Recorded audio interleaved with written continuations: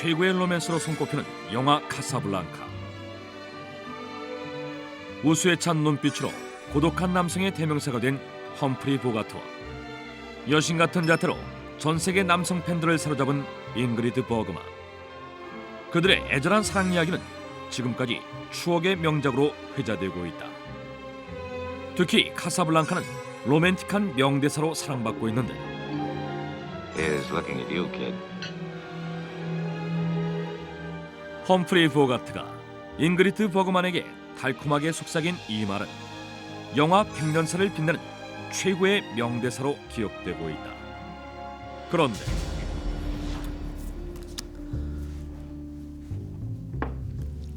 Jesus, when's the shooting will begin? Tight. I'm bored to death. Here, your turn. Here's looking at you, kid. 그랬다. 사실 이 말은 촬영 전 험프리 보가트가 카드 게임을 하다가 우연히 뱉은 말이었다.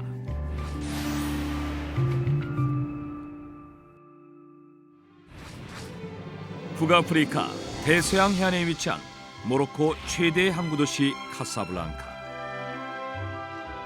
1년 내내 쾌적한 날씨와 아름다운 해변으로 유명한 카사블랑카를 더 유명하게 만든 건 바로 이곳의 지명을 딴 영화 카사블랑카 때문이다. 제2차 세계대전을 배경으로 한 영화 카사블랑카. 이 영화는 탄탄한 구성과 배우들의 명연기가 어우러지면서 20세기를 대표하는 영화로 남았다. 영화가 개봉된 이듬해인 1943년에는 아카데미 시상식에서 작품상, 감독상, 각색상의 3개 부문을 수상하는 기염을 토한다.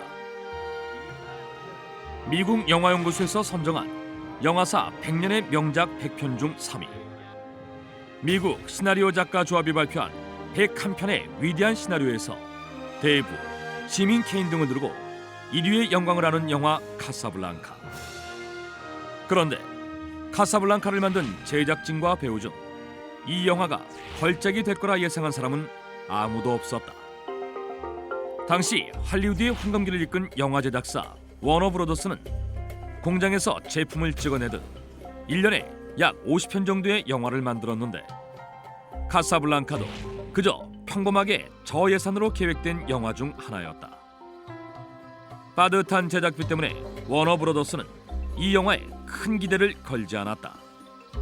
게다가 영화 카사블랑카의 원작은 1930년대 뉴욕에서 공연된 연극 Everybody Comes to Rick's, 모두들 닉에게 모이다로 흥행에 실패한 작품이었다. 그런데 워너브로더스는 이 작품의 판권을 무려 2만 달러에 매입한다. 당시 판권의 평균 가격보다 약 4배 비싼 값이었다. 어처구니 없는 예산 집행으로 제작비의 상당 부분을 쓴 워너브로더스는 배우 캐스팅부터 난관에 빠졌다.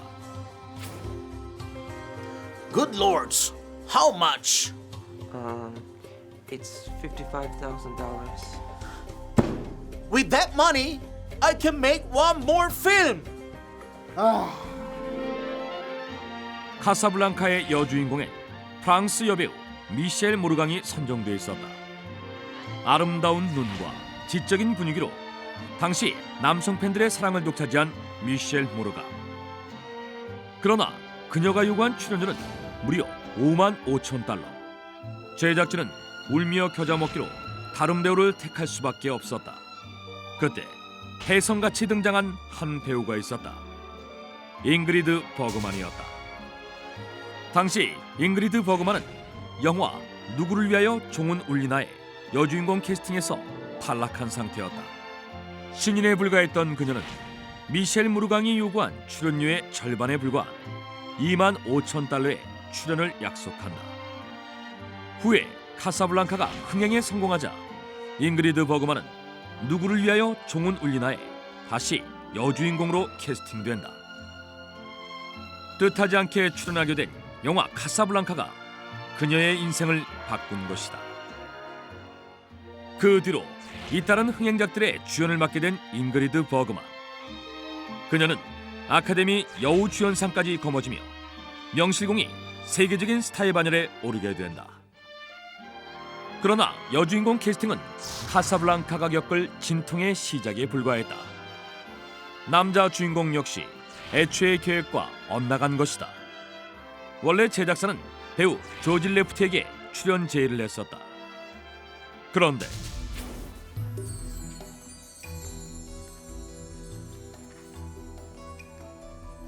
Casablanca.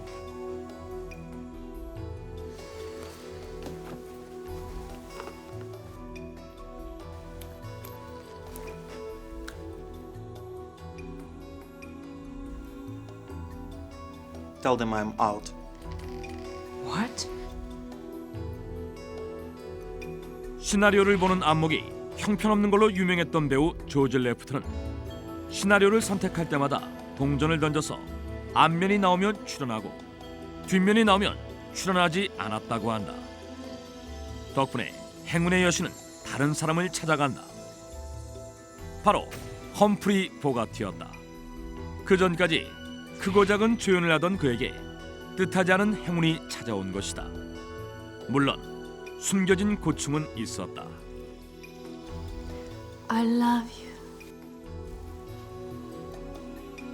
잉그리드 버그만의 키는 173cm. 그러나 험프리 보가트는 168cm. 남성적이고 로맨틱한 역을 소화해야 하는 험프리 보가트에겐 넘을 수 없는 벽이었다. 그래서 감독은 두 사람이 나오는 씬마다 특별한 도구들을 준비했다. 잉그리드 버그만을 로맨틱하게 감싸는 남성미 뒤엔 상자의 비애가 숨어있던 것이다. 기차이를 극복하기 위한 방법들은 다양했다. 소파에 앉아 사랑을 나누는 두 사람. 이 아름다운 장면을 위해 험프리 보가트의 엉덩이 밑엔 두툼한 쿠션이 깔렸다. 그럼에도 불구하고 배역을 훌륭하게 소화한 그에게 전 세계 영화 팬들은 열광했다. 프렌치 코트에 모자를 깊숙이 눌러 쓴 모습은 험프리 보가트의 트레이드 마크로 남았다. 카사블랑카를 통해 시대를 상징하는 배우로 자리 잡은 그는 이후 다양한 걸작들을 통해 필름 누아르 영화의 전성기를 이끌게 된다. 그런데 애초의 의도와 다르게 진행된 건 배우뿐만이 아니었다. 원래 카사블랑카의 감독으로는 윌리엄 와일러가 내정돼 있었다. 후에 로마의 휴일, 배너 등을 연출하는 등 뛰어난 실력을 인정받은 감독이었지만 갑자기 군 입대를 결정하고 만다.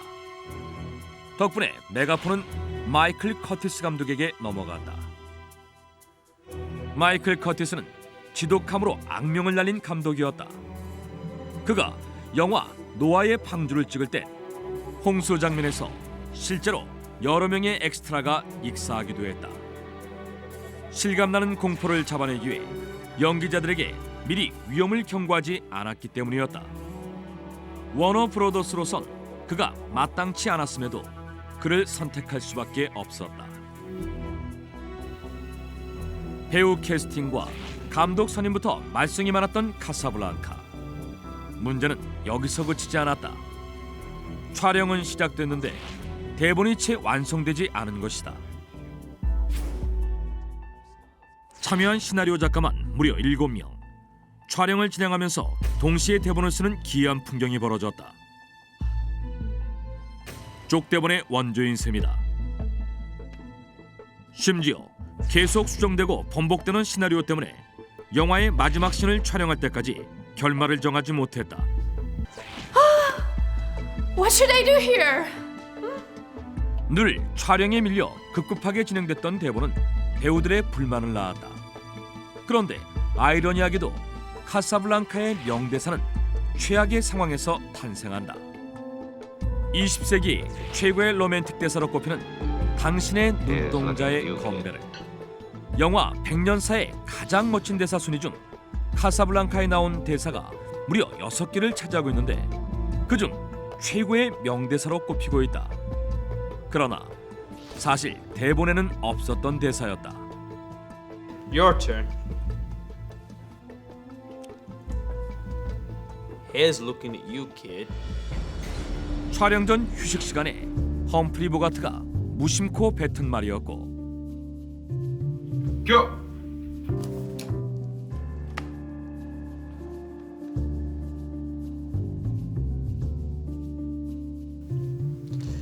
Here's looking at you, kid. Okay, cut. I like this line. 험프리 보가트가 애드리브로 한 말이 뜻밖의 결과를 낳은 것이다. 원래 Here's looking at you라는 말은 영국의 허름한 선술집에서 유래한 말이다.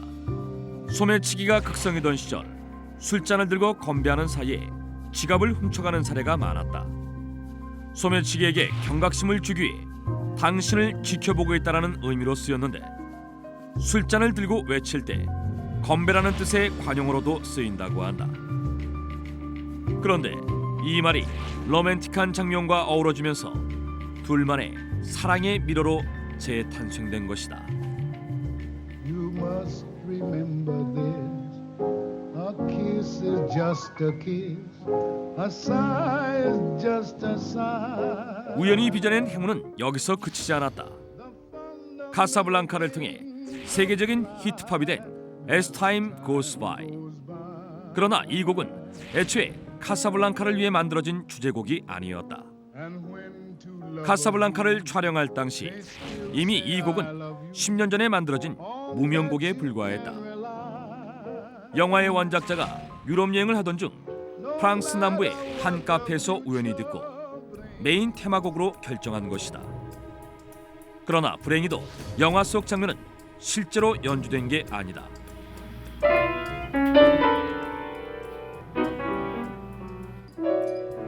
What's this? I don't know how to play the piano. 원래는 재즈의 여왕 엘라 피츠제럴드가 출연하기로 했지만 빡빡한 스케줄로 포기할 수밖에 없었다. 대신 둘리 윌슨으로 대체됐는데 어이없게도 그는 피아노 연주를 할 줄 모르는 드럼 연주자였다. 때문에 영화에 등장하는 모든 연주 장면엔 피아노 소리를 따로 입혀야만 했다. 우여곡절을 겪으며 과연 영화를 제대로 만들 수 있을까 의심하던 그때 행운의 여신은 다시 한번 카사블랑카의 손을 잡는다. 원래 영화의 제목은 원작 제목을 그대로 딴 모두들 니객에 모이다였다. 그런데 1938년 영화 알데리가 흥행에 크게 성공하자 카사블랑카도 영화 속 지명을 따서 제목을 바꾸게 된다. 당시 워너브로드스사의 마케팅팀은 카사블랑카라는 이름이 마치 멕시코에서 판매되는 맥주 이름처럼 촌스럽다고 반대했다. 그럼에도 워너브로드스사의 사주인 잭 워너는 카사블랑카라는 제목을 고집한다. 그런데 그의 고집이 의외의 행운을 가져오게 된다. 때마침 영화 카사블랑카가 미국에서 개봉될 즈음 미국 대통령 루즈벨트와 영국의 처칠, 프랑스의 드골 등이 모로코의 카사블랑카에서 연합항전을 촉구하는 협정을 맺은 카사블랑카 회담이 열렸고 카사블랑카란 지명이 국제적으로 크게 이슈화된 것이다. 덕분에 영화 카사블랑카는 생각지 않았던 엄청난 홍보 효과를 얻었다. 하지만 최악의 상황은 연속된다. 1942년 5월 25일 첫 촬영이 시작되는 날까지도 촬영을 진행할 스튜디오가 결정되지 않은 것은 물론 세트장조차 완성되지 않은 것이다. 일본의 진주만 침공으로 미국이 참전을 선포한 다음 날 시나리오 초고가 나왔는데 할리우드에선 폭격 위험 때문에 야외 촬영 금지령이 내려진다. 현지 촬영은 꿈도 못 꾸게 된 감독은 미봉책으로 세트를 만들기에 나섰다. 모로코의 이국적인 분위기가 물씬 풍기는 이 거리는 사실 조악한 세트장에 불과했다. 게다가 물자 절약을 위해 세트를 재활용하느라 다른 영화에 쓰인 상점 간판들을 불어로 바꿔달기까지 했다. 멋지게 날아가는 비행 장면 역시 모형 비행기로 연출했다.